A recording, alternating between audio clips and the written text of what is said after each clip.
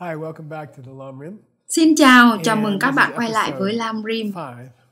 Đây là tập thứ 5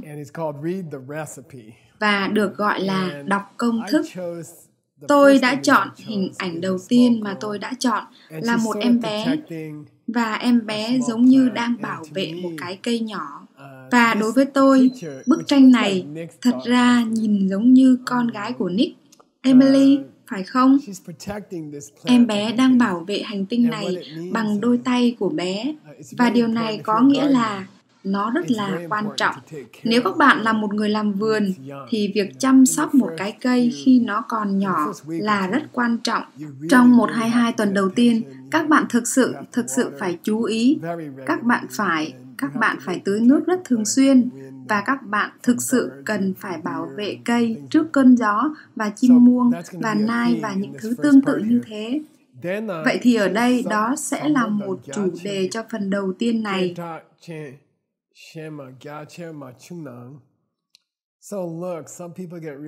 Vì vậy, hãy nhìn đây, một số người thực sự bị thu hút bởi những giáo pháp vĩ đại. Họ phải đi đến một lễ quán đảnh. Điều này là siêu bí mật.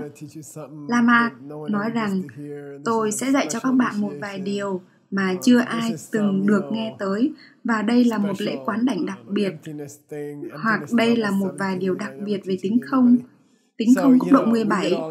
Tôi chưa bao giờ dạy nó cho bất cứ ai. Vì vậy tất cả chúng ta đều rất hứng thú, và tất cả chúng ta đều nói, đi nào, các bạn biết đó, Lama sẽ dạy tính không cấp độ 17. Kedachen có nghĩa là các bạn đã nghe những cái tên nổi tiếng như là Mahamudra hoặc Dochen, và các bạn đều rất hào hứng. Ngài ấy nói rằng hãy quên đi những giáo pháp to lớn. Các bạn biết đó, đừng lo lắng quá nhiều về những giáo pháp to lớn.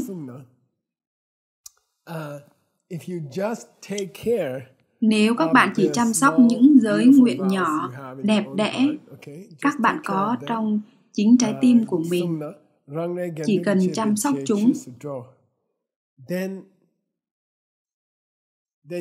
thì các bạn đã tạo ra tăng đoàn. Đó là một cách diễn đạt khác thường. Các bạn đang tạo ra tăng đoàn.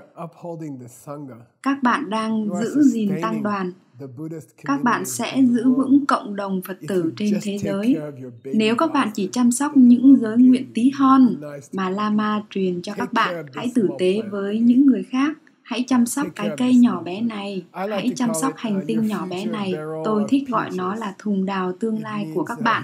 Nó có nghĩa là gần đây tôi đã trồng một cây đào. Trên thực tế là vào ngày hôm nay tôi đã chăm sóc nó, và nó bắt đầu như là một cái cây nhỏ tí tẹo, và các bạn chăm sóc nó, và các bạn chăm sóc nó. Và rồi nếu các bạn chăm sóc nó tốt, trên thực tế, những trái đào đầu tiên của tôi đã kết trái ngày hôm nay. Các bạn sẽ có được hàng triệu trái đào, hàng ngàn trái đào. Vì thế, đừng lo lắng về một số giáo pháp to lớn nổi tiếng, một số lễ quán đảnh lớn nổi tiếng. Đừng lo lắng về nó. Nhận được 10 giới nguyện nhỏ bé từ Lama của các bạn và gieo hạt giống đó, và chăm sóc nó. Và rồi điều đó sẽ cho các bạn hàng ngàn, hàng triệu quả. Đừng lo lắng về nó, hãy tận hưởng một điều nhỏ bé, chăm sóc nó, và rồi nó sẽ mang lại cho các bạn hàng triệu điều. Do vậy, các bạn sẽ trở thành một bậc thầy về đạo Phật. Chúng ta đã nói về ý đó rồi. Ngài ấy nói, các bạn có muốn trở thành bậc thầy về đạo Phật? Các bạn có muốn trở thành bậc thầy về thiền định không? Hãy bảo vệ những giới nguyện nhỏ bé của các bạn. Hãy tử tế với những người khác. Hãy chia sẻ cà phê với bạn bè của các bạn. Hãy mở cửa cho một người nào đó khác. Hãy đưa một cuộn giấy vệ sinh cho hàng xóm của bạn trong thời virus. Hãy chăm sóc những điều nhỏ bé. Chúng sẽ trở thành những điều lớn lao. Được rồi, Ngài ấy nói, thậm chí tôi không nói đến trong khán giả của Ngài là rất nhiều tiến sĩ Phật học, rất nhiều bậc tái sinh và rất nhiều cao tăng.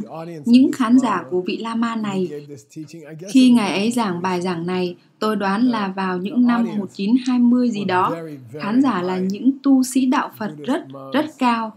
Các vị Lama được tái sinh. Ngài ấy nói, hãy quên đi những giới nguyện nặng nề này mà các bạn có. Hãy nói về những giới nguyện. Chúng ta hãy nói về giới nguyện một ngày mà một người bình thường trong gia đình nhận.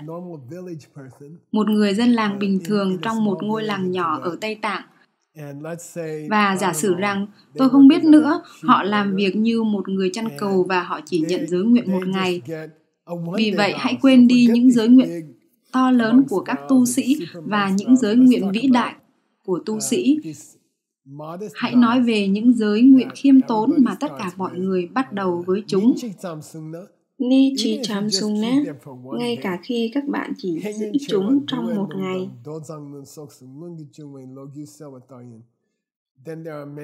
Rồi có nhiều câu chuyện trong những cuốn sách tuyệt vời. Chung Ba Lũng có nghĩa là những kinh điển về luật. Đồ Giang Lung là một bộ kinh rất nổi tiếng, được gọi là kinh của người Uyên Bác và người Xuẩn Ngốc. Và Ngài ấy nói các bạn có thể đọc những kinh đó và các bạn sẽ đọc được những câu chuyện hay về những người giữ giới nguyện nhỏ bé của họ và đã có được những kết quả phi thường.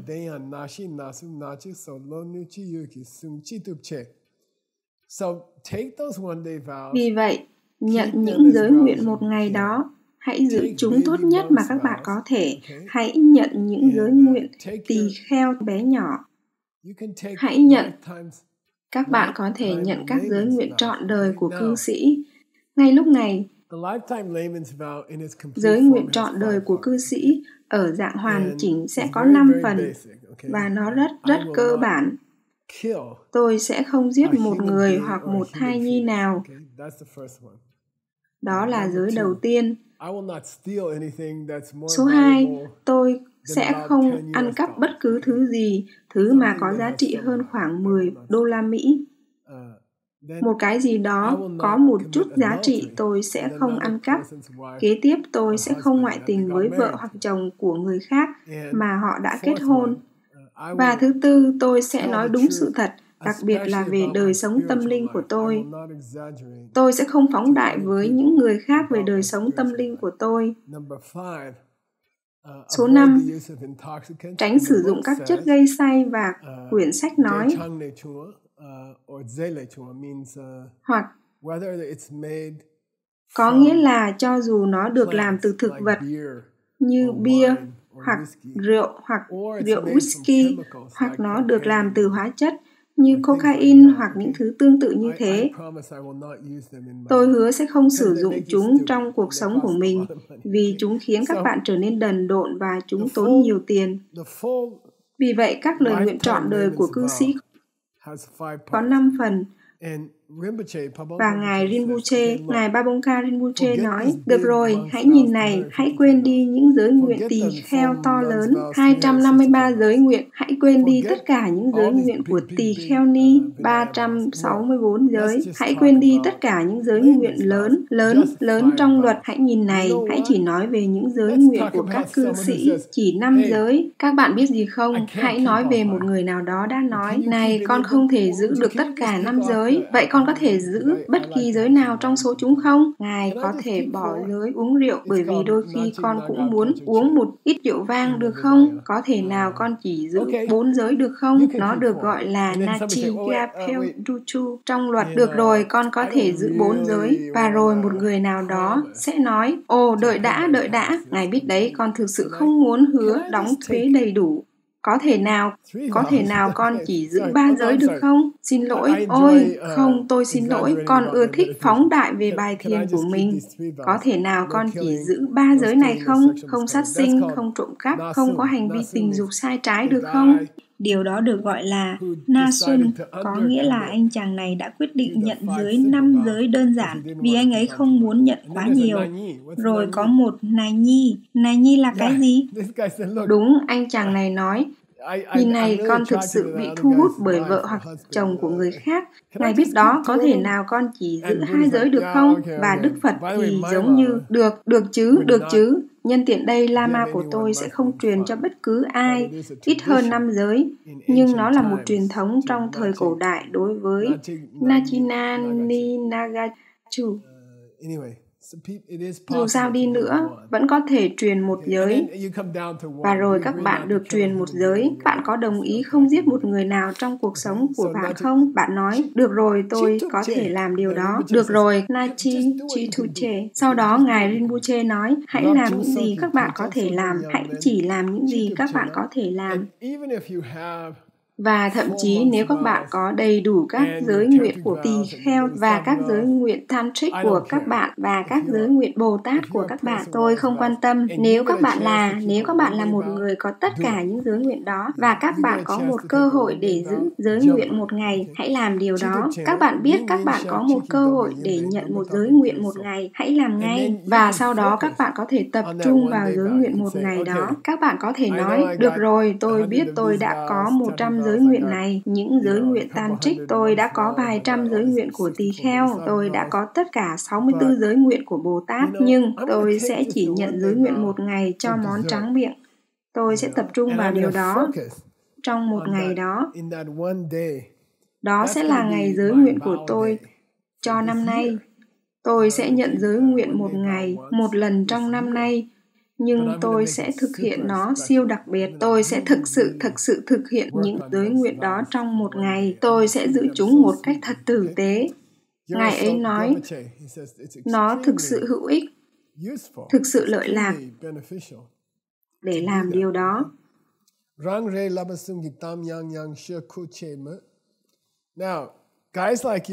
Bây giờ, những người như các bạn và tôi, Ranghe nghĩa là những người như các bạn và tôi, và chúng ta đã nói về nó trước đây trong các bài giảng Lamrim. Nhưng Ngài Babongka Rinpoche là người khiêm tốn. Rõ ràng khi Ngài ấy nói những người như các bạn và tôi, Ngài ấy hàm ý rằng những người như chúng ta. Ngài ấy chỉ đang chu đáo khi nói về những người như các bạn và tôi. Chúng ta không giống Ngài, Rangre, và đặc biệt không giống như người học trò của Ngài ấy.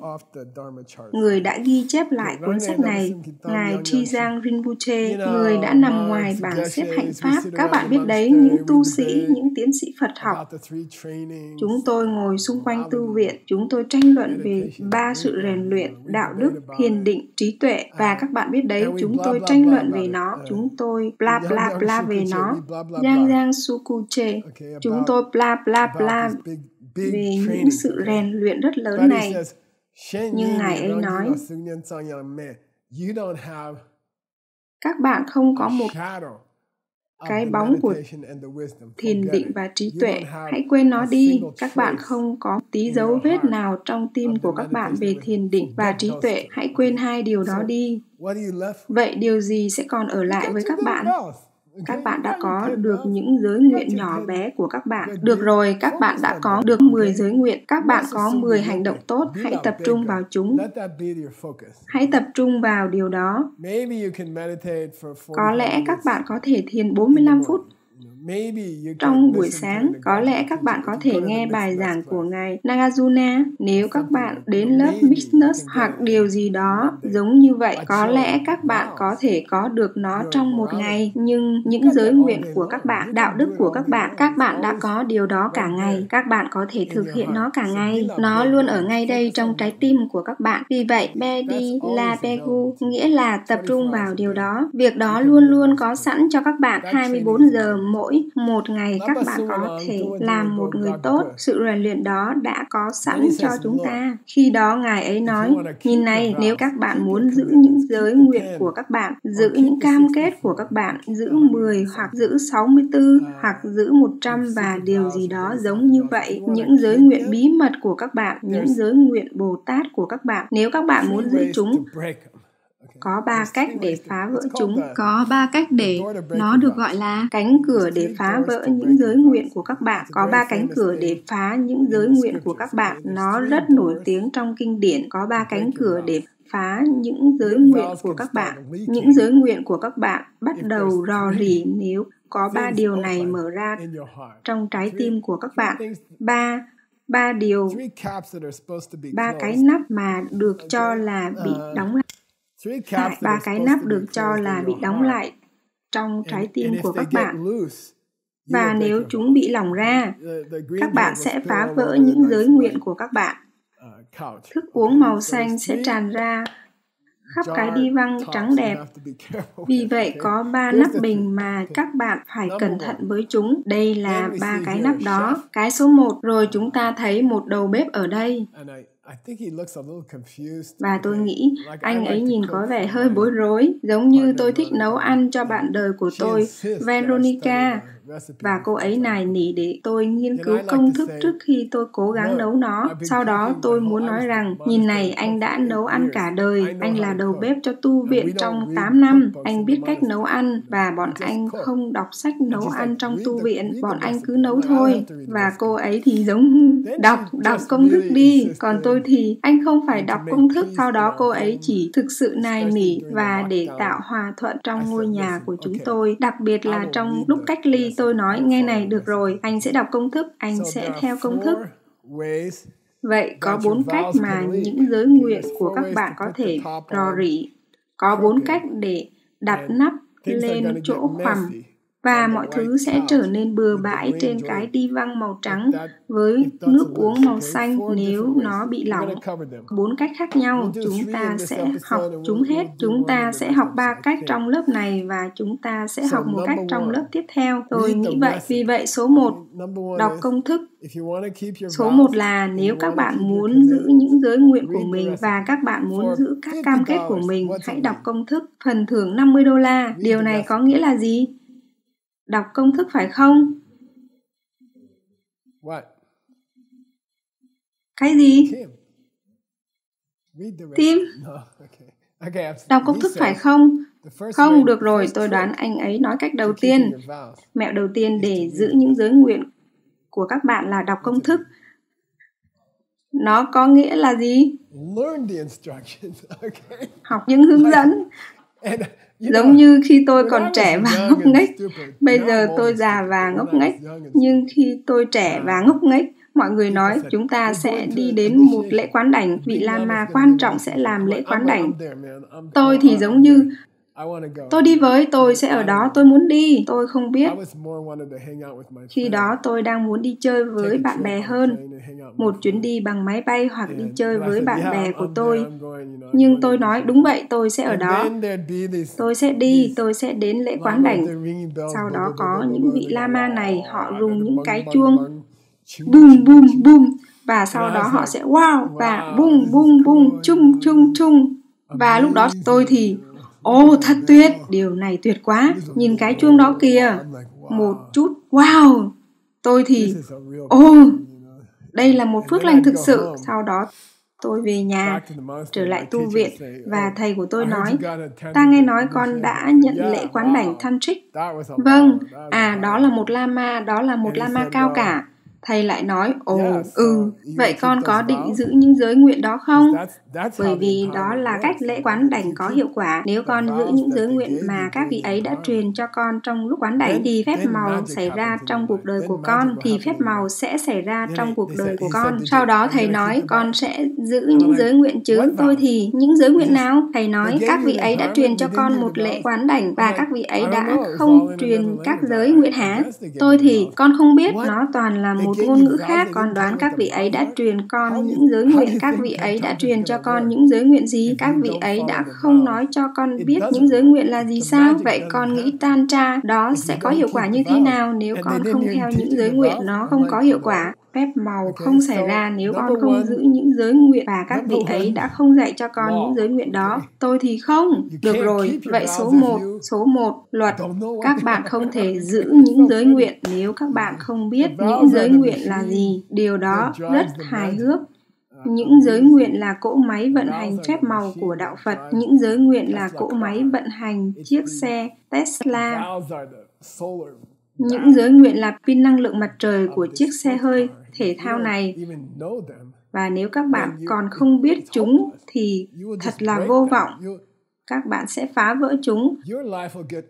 Cuộc sống của các bạn sẽ không có phép màu bởi vì các bạn phá vỡ chúng. Các giới nguyện quán đảnh bởi vì đã không ai dạy chúng cho các bạn. Tôi nghĩ tất cả chúng ta nên đình công. Tất cả chúng ta, những con người bình thường nên đình công. Chúng ta nên từ chối tham dự một lễ quán đảnh nếu vị Lama không dạy chúng ta những giới nguyện. Vậy thì chúng ta nên nói, đình công, thầy sẽ dạy những giới nguyện chứ? Không, ta không có thời gian, ta phải có mặt ở California tuần tới. Được thôi, vậy con sẽ về nhà, con không nhận quán đảnh này. Tôi nghĩ đó thực sự sẽ là một ý tưởng tốt. Vì vậy ở đây, không biết những giới nguyện gì các bạn đã nhận là cách số 1 để phá vỡ chúng. Kapani, nếu các bạn muốn dừng điều đó,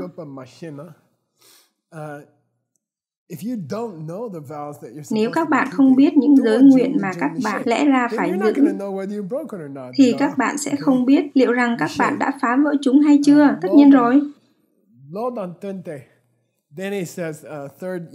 Sau đó Ngài ấy nói cách thứ 3. Vâng, đúng rồi, Seiji, hàng thứ 3, Lo Đăng Trung, thì rất hài hước. Ngài ấy nói các bạn nên nghiên cứu những giới nguyện đó từ những quyển sách vĩ đại. Nếu như các bạn có thể đọc chúng, Ngài ấy đang chọc ghẹo chúng ta. Tôi biết các bạn không thể đọc luật, nhưng hãy thử đọc một lần được chứ. Nhiều nhất có thể, Lo Đăng Trung. Về cơ bản, nó nói rằng tôi biết các bạn quá lười để phá giải các kinh luật và nghiên cứu chúng, nhưng các bạn có thể thực hiện chỉ một chút được không? Các bạn có thể nỗ lực một chút để biết những giới nguyện của các bạn là gì được không? Các bạn có thể nghiên cứu những quyển sách vĩ đại rất khó về luật, hoặc nếu điều đó là quá khó đối với các bạn, có một vài bài thơ nhỏ mà họ viết về luật, các bạn có thể nghiên cứu một trong những bài thơ đó. Có những bài thơ nhỏ xíu về 3 nền tảng của đạo đức. 3 nền tảng của đạo đức cho một tăng hay một ni là thực hiện sám hối 2 lần một tháng, thực hiện khóa tu mùa hè của các bạn để các bạn không phá hủy môi trường, và sau đó nền tảng tốt nhất là Kaze vào cuối khóa tu mùa hè, khi các bạn được cho phép chơi nhạc rock và roll trong tu viện trong 24 giờ hay khoảng đó. Tất cả tu sĩ quan sát việc này rất tốt. Và chúng ta đều chơi game và nó thực sự rất hài hước. Nên ít nhất hãy đọc 3 điều mà các bạn hẳn là phải làm đó. Đó là tóm tắt của Vinajavatu, nền tảng của đạo đức. Hãy đọc những tóm tắt nhỏ đó. Chúng có nhiều bài thơ nhỏ bên trong giữa những mục lớn nên chúng được gọi là ba trong. Các bạn có một buổi giải lao những sách luật.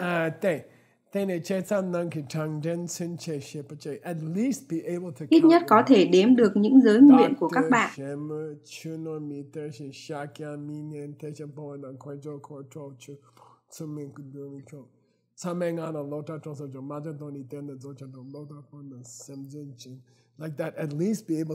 Giống như thế, ít nhất có thể đếm được những giới nguyện của các bạn, bắt đầu bằng điều đó. Nếu các bạn không thể đếm chúng, các bạn không thể giữ chúng. Đó là trở ngại đầu tiên để giữ những giới nguyện của các bạn. Một lần nữa, đó là gì nào? Không ai từng dạy chúng cho các bạn. Trời đất ơi!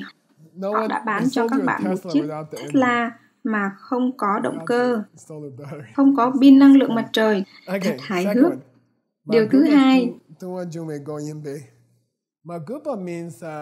có nghĩa, một lần nữa các bạn bỏ qua những giới nguyện này. Làm ơn đi, tôi không nên xì mũi trên một chiếc lá xanh phải không? Thôi nào, đó gọi là không tôn trọng những giới nguyện của các bạn.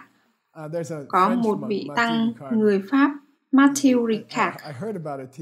Tôi đã nghe về một chương trình TV mà ông ấy có mặt, và ông ấy là một nhà văn lớn và là một tu sĩ tuyệt vời. Ông ấy nói, ai đó đã nói, người phỏng vấn nói, thầy không cảm thấy bị ràng buộc bởi những giới nguyện của mình.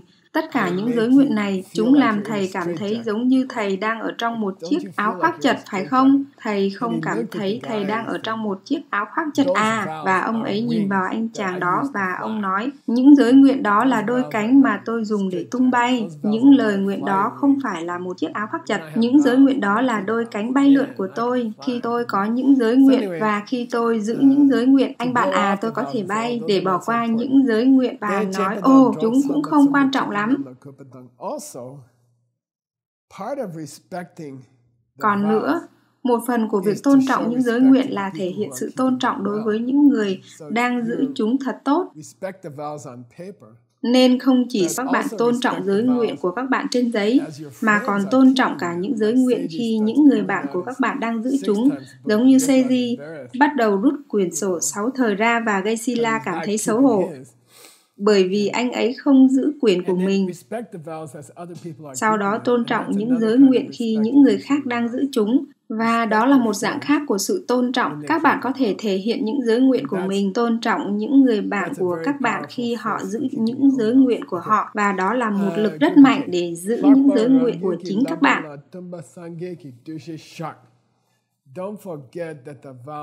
Đừng quên rằng những giới nguyện trong tim của các bạn là chính Đức Phật.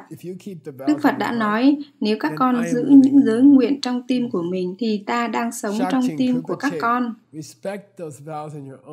Tôn trọng những giới nguyện đó trong trái tim của chính các bạn như thể Đức Phật đang ngồi trong trái tim của chính các bạn.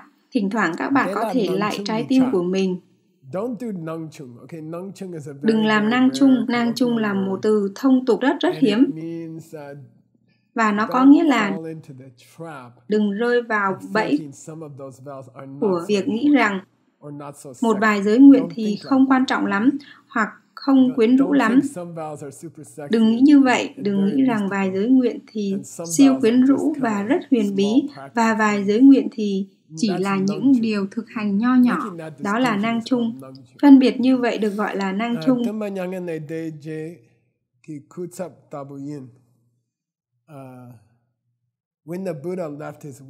Khi Đức Phật rời khỏi thế giới của Ngài, thế giới này, Ngài để lại phía sau một đại diện của Ngài